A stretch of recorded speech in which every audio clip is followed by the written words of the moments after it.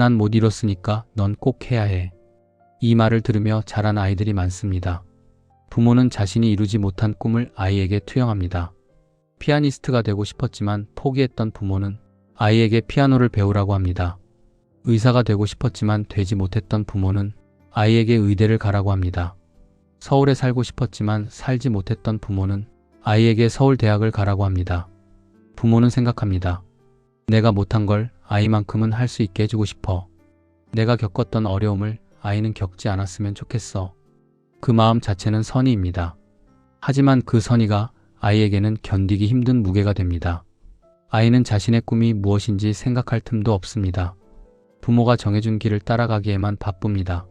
난 정말 이걸 하고 싶은 걸까? 아니면 부모님이 원해서 하는 걸까? 이런 질문조차 할 수 없는 채로 아이는 앞으로만 달립니다. 부모의 꿈과 자녀의 꿈은 다릅니다. 부모가 원하는 것과 자녀가 원하는 것은 다를 수 있습니다. 하지만 많은 부모는 이 차이를 인정하지 못합니다. 내가 널 위해서 하는 건데 왜 싫어해? 이렇게 말하며 아이의 마음을 이해하려 하지 않습니다. 아이는 부모의 꿈을 이루기 위해 태어난 것이 아닙니다. 아이는 자신의 꿈을 찾기 위해 태어났습니다. 부모의 역할은 아이가 스스로 꿈을 찾도록 돕는 것입니다. 부모 자신의 꿈을 아이에게 떠넘기는 것이 아닙니다. 다 너 잘 되라고 하는 거야. 이 말 들어본 적 있으신가요? 부모는 이 말을 자주 합니다.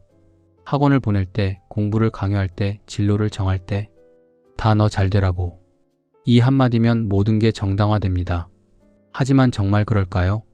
정말로 아이를 위한 걸까요? 사실은 부모 자신을 위한 경우가 더 많습니다. 부모는 불안합니다. 내 아이가 남들보다 뒤처지면 어쩌지? 내 아이가 성공하지 못하면 어쩌지? 내 아이가 나만큼도 못 살면 어쩌지? 이 불안이 아이를 압박합니다. 그리고 부모에게는 욕심도 있습니다. 내 아이가 명문대에 가면 좋겠어. 내 아이가 좋은 직장에 다니면 좋겠어. 내 아이가 남들에게 자랑할 수 있는 사람이 되면 좋겠어. 이 욕심이 아이를 몰아갑니다. 다 너 잘 되라고는 사랑이 아니라 통제입니다. 부모의 불안과 욕심을 사랑이라는 이름으로 포장한 것일 뿐입니다. 아이는 그 무게를 혼자 견뎌야 합니다. 진짜 사랑은 아이가 원하는 것을 묻는 것입니다. 넌 뭐가 하고 싶어? 넌 어떤 삶을 살고 싶어? 이렇게 물어보고 아이의 대답을 존중하는 것입니다. 다 너 잘 되라고라는 말 뒤에 숨겨진 진실을 봐야 합니다. 그것이 정말 아이를 위한 것인지 아니면 부모 자신을 위한 것인지. 많은 부모는 자녀의 인생 경로를 미리 정해놓습니다. 좋은 유치원, 좋은 초등학교, 좋은 중학교, 좋은 고등학교, 그리고 명문대, 그 다음은 대기업이나 공무원, 그리고 좋은 배우자를 만나 결혼하고 아이를 낳고 안정적으로 사는 것. 이것이 부모가 그린 설계도입니다. 아이는 이 설계도대로 살아야 합니다. 조금이라도 벗어나면 부모는 불안해합니다. 왜 공부를 안 해? 왜 다른 애들보다 성적이 낮아? 왜 명문대를 안 가려고 해? 왜 안정적인 직장을 안 가려고 해? 끊임없이 압박합니다. 아이는 자신이 정말 원하는 게 뭔지 생각할 시간이 없습니다. 부모가 정해준 길을 따라가기에 바쁩니다. 그러다 어느 순간 멈춥니다. 나는 도대체 뭘 하며 사는 거지? 이게 내가 원한 삶인가? 이런 질문이 머릿속을 떠나지 않습니다. 부모가 정한 경로를 따라온 아이들 중 많은 수가 20대 후반이나 30대 초반에 무너집니다. 번아웃이 옵니다. 우울증이 옵니다. 더는 못하겠어. 부모는 당황합니다. 내가 이렇게까지 해줬는데 왜? 좋은 대학 나오고 좋은 직장 다니는데 뭐가 문제야? 이해하지 못합니다. 문제는 그 길이 아이의 길이 아니었다는 겁니다. 부모의 길이었습니다. 아이는 부모가 원하는 사람이 되기 위해 자신을 죽이며 살아왔습니다. 그 대가가 20대 후반에 나타나는 것입니다. 아이의 인생은 아이가 정해야 합니다. 부모는 조언할 수 있습니다. 하지만 결정은 아이가 해야 합니다. 부모가 정한 경로를 강요하는 것은 사랑이 아니라 통제입니다. 많은 부모는 자녀를 자신의 작품이라고 생각합니다. 내가 이렇게 키웠으니까 넌 이렇게 되어야 해. 내가 이만큼 투자했으니까 넌 이만큼 성과를 내야 해. 마치 도자기를 빚듯이 아이를 빚으려 합니다. 하지만 아이는 도자기가 아닙니다. 아이는 씨앗입니다. 씨앗은 스스로 자랍니다. 부모가 물을 주고 햇빛을 쬐게 하고 좋은 흙을 제공할 수는 있습니다. 하지만 씨앗이 어떤 모양으로 자랄지는 씨앗 스스로 정합니다. 부모는 정원사입니다. 정원사는 씨앗을 심고 돌보고 기다립니다. 하지만 씨앗을 억지로 잡아당겨 빨리 자라게 할 수는 없습니다. 그러면 씨앗이 죽습니다. 아이도 마찬가지입니다. 아이는 자신의 속도로 자신의 방식으로 자랍니다. 부모가 억지로 틀에 맞추려 하면 아이는 무너집니다. 겉으로는 부모가 원하는 모습을 하고 있을 수 있습니다. 하지만 속은 텅 비어 있습니다. 부모의 역할은 아이를 완성하는 것이 아닙니다. 아이가 스스로 자랄 수 있도록 환경을 만들어주는 것입니다. 아이가 넘어지면 일으켜 세우는 것이 아니라 스스로 일어서도록 기다려주는 것입니다. 아이가 실패하면 비난하는 것이 아니라 다시 시도할 수 있도록 격려하는 것입니다. 자녀는 부모의 작품이 아닙니다. 자녀는 독립된 인간입니다.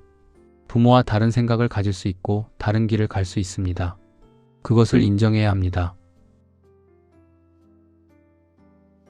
내가 이렇게까지 해줬는데 이 말 들어본 적 있으신가요? 부모는 자녀에게 이 말을 합니다. 아이가 부모의 기대에 미치지 못할 때, 아이가 부모의 말을 듣지 않을 때, 내가 이렇게까지 해줬는데 왜 이러니? 이 말 속에는 희생이 숨어 있습니다. 나는 너를 위해 모든 걸 희생했어. 나는 너를 위해 내 삶을 포기했어. 나는 너를 위해 이만큼 투자했어.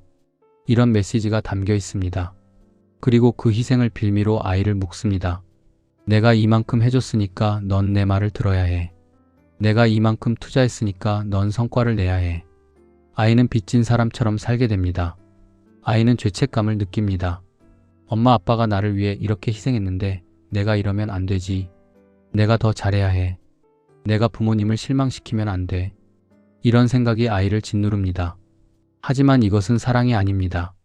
이것은 폭력입니다. 희생을 빌미로 아이를 통제하는 것입니다. 아이에게 빚을 지웠다고 말하는 것입니다. 진짜 사랑은 조건이 없습니다. 내가 이만큼 해줬으니까 넌 이래야 해라는 조건이 없습니다. 그냥 아이가 있는 그대로 사랑받습니다. 아이가 성공하든 실패하든 사랑받습니다. 아이가 부모의 기대에 부응하든 안 하든 사랑받습니다. 내가 이렇게까지 해줬는데라는 말은 하지 말아야 합니다. 그 말은 아이에게 상처를 줍니다. 그 말은 아이를 빚진 사람으로 만듭니다. 그 말은 관계를 무너뜨립니다. 챕터 6. 아이를 놓아주지 못하는 부모의 공포. 왜 부모는 아이를 놓아주지 못할까요? 많은 부모는 아이가 떠나는 것을 두려워합니다. 아이가 독립하고 자신의 길을 가는 것을 불안해합니다. 아이가 떠나면 나는 뭐가 남지? 이런 생각을 합니다. 부모는 아이에게 자신의 존재의 의미를 걸어놓았습니다. 아이를 키우는 것이 삶의 전부였습니다. 아이가 잘 되는 것이 자신의 행복이었습니다. 아이가 없으면 자신은 아무것도 아닌 것 같습니다. 그래서 아이를 붙잡습니다. 아이가 자신을 떠나지 못하게 묶어둡니다. 내가 없으면 난 어떻게 살아? 내가 나를 버리는 거니? 이런 말로 아이를 죄책감에 빠뜨립니다. 하지만 이것은 아이를 위한 것이 아닙니다. 부모 자신을 위한 것입니다. 부모는 자신의 공허함을 아이로 채우려 합니다. 자신의 불안을 아이에게 떠넘깁니다. 아이는 부모의 삶을 책임질 수 없습니다. 아이는 자신의 삶을 살아야 합니다. 부모는 자신의 삶을 스스로 채워야 합니다. 아이가 아니라 자신에게서 존재의 의미를 찾아야 합니다. 아이를 놓아주는 것은 아이를 버리는 것이 아닙니다. 아이가 자신의 길을 갈 수 있도록 자유를 주는 것입니다. 그것이 진짜 사랑입니다. 부모도 아이 말고 자신의 삶을 살아야 합니다. 취미를 찾고 친구를 만나고 새로운 것을 배우고 아이가 없어도 행복할 수 있는 삶을 만들어야 합니다. 그래야 아이를 진짜로 놓아줄 수 있습니다. 진짜 사랑은 무엇일까요? 진짜 사랑은 아이를 내 뜻대로 만드는 것이 아닙니다. 진짜 사랑은 아이가 자신으로 살 수 있도록 돕는 것입니다. 아이가 의사가 되고 싶다고 하면 응원합니다. 아이가 예술가가 되고 싶다고 하면 응원합니다. 아이가 평범한 직장인이 되고 싶다고 하면 응원합니다. 아이가 뭐가 되고 싶던 아이의 선택을 존중합니다. 물론 부모는 불안할 수 있습니다. 저 길이 정말 괜찮을까? 저 길로 가면 힘들지 않을까? 이런 걱정이 들 수 있습니다. 하지만 그 걱정을 아이에게 강요로 표현하면 안 됩니다. 그 길은 위험해. 다른 길로 가. 이렇게 말하면 안 됩니다. 대신 이렇게 말해야 합니다. 나는 걱정되지만 내가 정한 길이면 응원할게. 그리고 아이가 실패하더라도 괜찮습니다. 실패는 아이가 배우는 과정입니다. 부모는 아이가 실패하지 않도록 미리 길을 다 막아서는 안 됩니다. 아이가 넘어지고 다치고 일어서는 경험을 해야 합니다. 그래야 아이가 강해집니다. 부모의 역할은 아이가 넘어졌을 때 옆에서 지켜보는 것입니다. 아이가 스스로 일어설 수 있도록 기다려주는 것입니다. 아이가 도움을 요청하면 그때 손을 내미는 것입니다.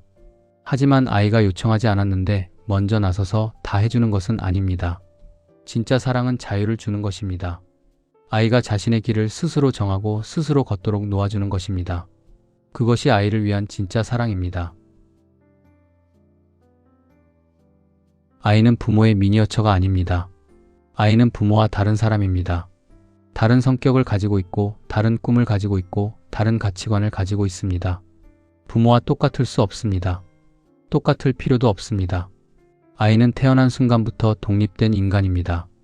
부모의 소유물이 아닙니다. 아이는 자신의 삶을 살아야 합니다. 부모가 정해준 삶이 아니라 자신이 선택한 삶을 살아야 합니다. 그래야 아이가 행복합니다. 그래야 아이가 자신을 사랑할 수 있습니다. 부모가 아이를 독립된 인간으로 존중할 때 아이도 부모를 존중합니다. 부모가 아이를 통제하지 않을 때 아이도 부모에게 마음을 엽니다. 진짜 관계는 통제가 아니라 존중에서 시작됩니다. 진짜 관계는 의무가 아니라 선택에서 시작됩니다. 부모가 아이를 놓아줄 때 아이는 오히려 부모에게 더 가까이 다가옵니다.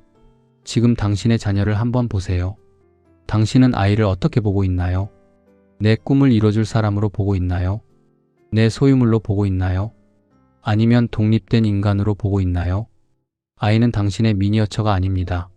아이는 자신의 삶을 살아갈 한 명의 인간입니다. 그것을 인정하는 것, 그것이 부모가 할 수 있는 가장 큰 사랑입니다. 내 꿈을 아이에게 떠넘기지 마세요. 아이가 자신의 꿈을 찾을 수 있도록 도와주세요. 그것이 진짜 부모의 역할입니다.